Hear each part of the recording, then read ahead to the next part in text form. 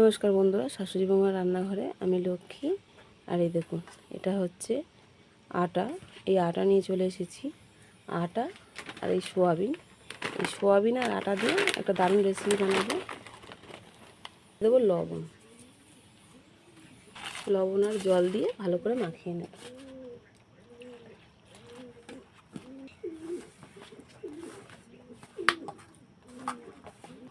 আটাটা ভালো করে মাখিয়ে নিয়েছি। দেখুন, 3টে পেঁয়াজ নিয়েছি, পেঁয়াজ 3টে কেটে নেব।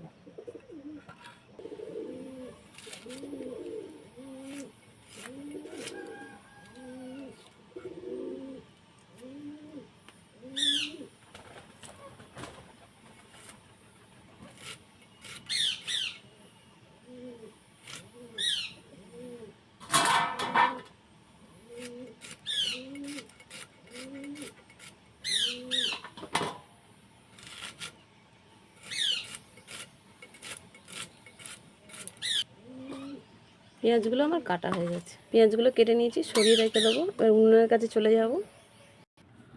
উনুনটা জ্বালিয়ে নিয়েছি, বসিয়ে দেবো কড়াই।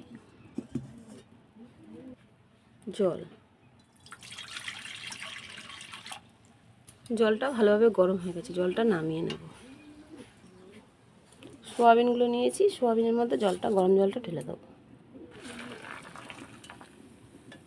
কড়াইটা আবার উনুনে বসিয়ে দেবো।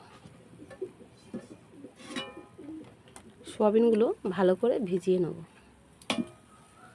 ততক্ষণ সোয়াবিনটা ভিজুক, আমি মশলাটা কষিয়ে নিই।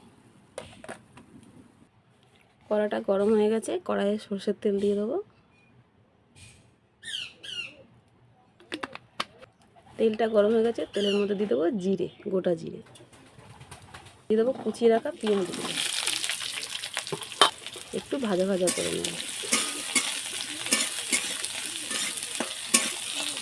সোয়াবিনটা একটু চটকে ফেনাগুলো বার করে দেবো। একবার ধুয়ে জল ফেলে দিয়েছি, আর একবার ধুয়ে নেব।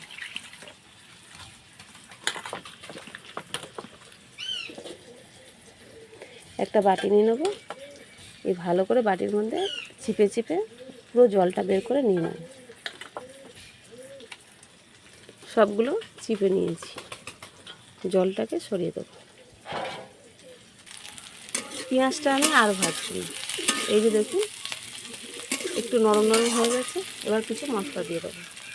আদা রসুন বাটা 1 চামচ, জিরে বাটা 1 চামচের একটু কম। একটু নাড়িয়ে নেব।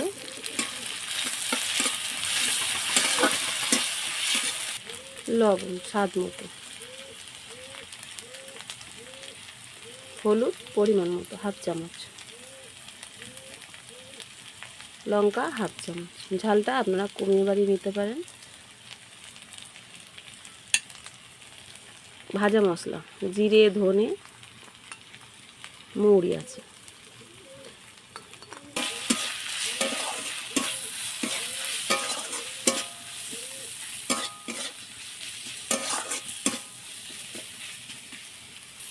সব মশলাটা একটু ভালো করে কষিয়ে নিয়েছি। সোয়াবিনটা দিয়ে দেবো, দিয়ে একটু ভালো করে কষিয়ে নেব।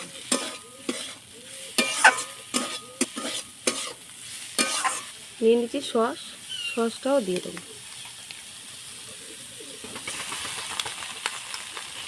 এই 2 চামচ সস,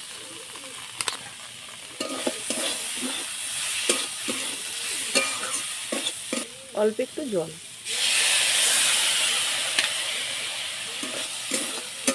এটা হয়ে গেছে, নামিয়ে রেখে দেবো। একটা বাটি নিয়েছি, বাটির মধ্যে তুলে নেব।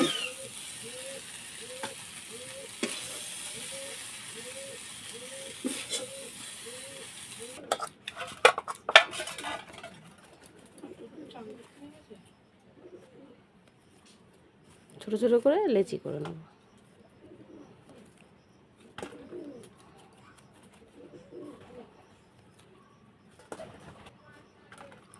একটা লেচি নেব,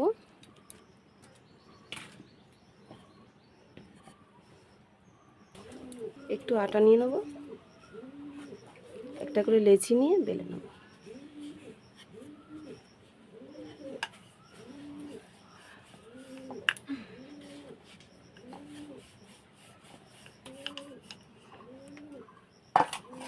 এইভাবে বেলে নেব।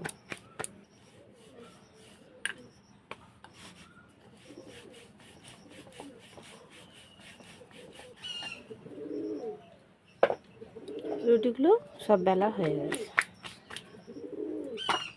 এই দেখুন, এবার ভেজে নেবো। চলুন, আজকে রুটিটা আমি কড়াই করব।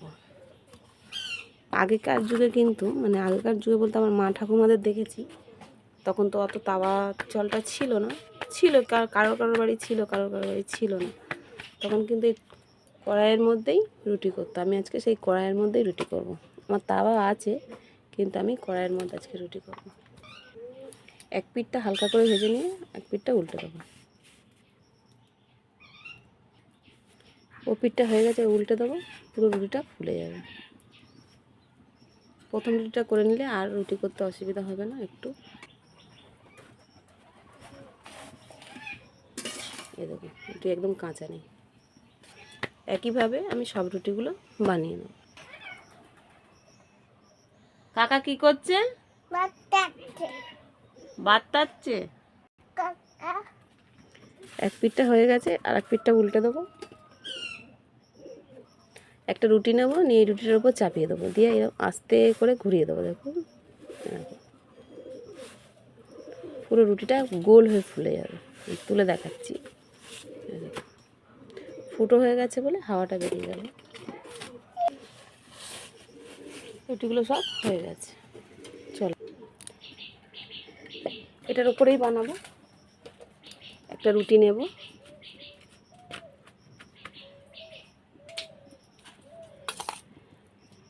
তরকারিটা করেছিলাম এটা দিয়ে দেবো রুটির উপরে।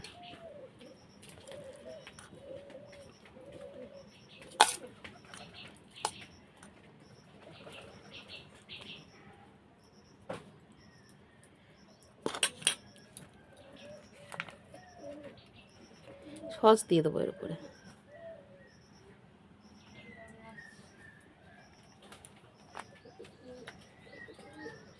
এটাকে রোল বানিয়ে নেব।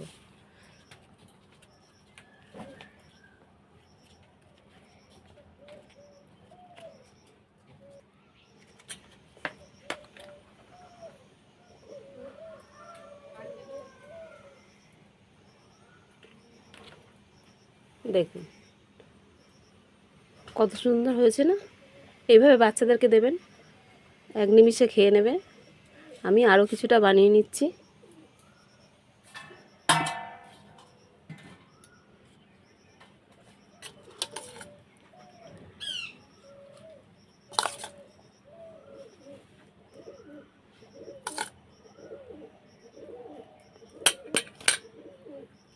আবারও এর উপরে সস দিয়ে দেবো। সসটা দিলে খেতে ভালো হবে।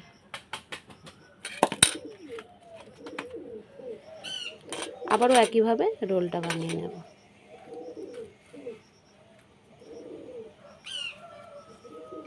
আমার যে দুটো বানানো হয়ে গেছে।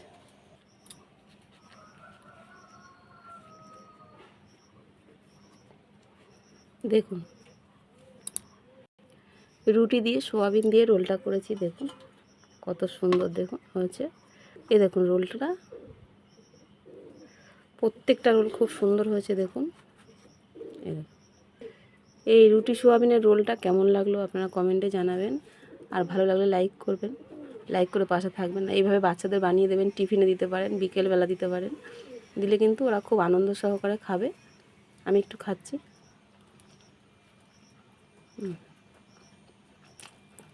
খুব সুন্দর হয়েছে। আজকে ভিডিওটা এই পর্যন্ত।